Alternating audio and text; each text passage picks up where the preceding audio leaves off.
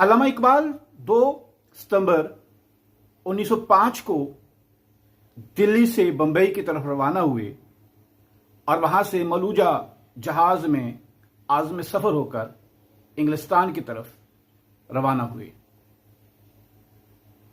दरअसल इकबाल का यह सफर मकामियत से आफाकियत की तरफ पहला कदम था। इस सफर की रुदाद उन्होंने अपने दोस्त मौलवी इंशा खां इंशा, जो मदीर अखबार वतन थे, उनको 2 खतूत की सूरत में भेजी है। यह रुदाद उस वक्त अखबार वतन में शाये हुई। इस खत का एक हिस्सा मुलाहिजा फरमाइए। अल्लामा इकबाल मौलवी इंशा खां इंशा को लिखते हैं, अब साइल करीब आता जा रहा है। चंद घंटों में हमारा जहाज अदन जा पहुंचेगा। साहिल अरब के तस्वर ने जो ज़ोक़ शौक दिल में पैदा कर दिया है, उसकी दास्तान क्या अर्ज करूं।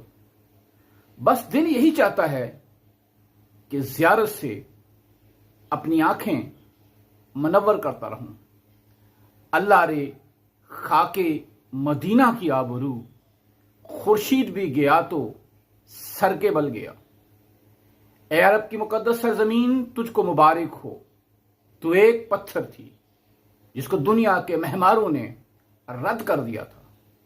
एक यतीम बच्चे ने खुदा जाने तुझ पर क्या अफसू पड़ दिया कि मौजूदा दुनिया की तहजीब व तमद्दन की तुझ पर बुनियाद रखी गई।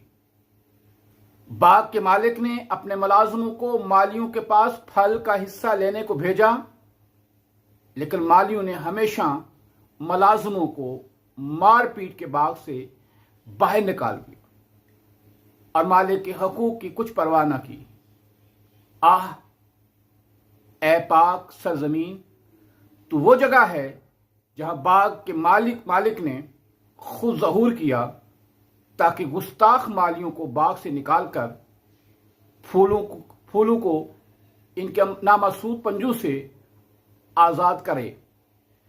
तेरे रेगिस्तानों ने हजारों मुकद्दस नक्श कदम देखे हैं और तेरी खजूरों के साए ने हजारों मालियों और सलेमानों को तमाज़त आफताब से महफूज रखा है।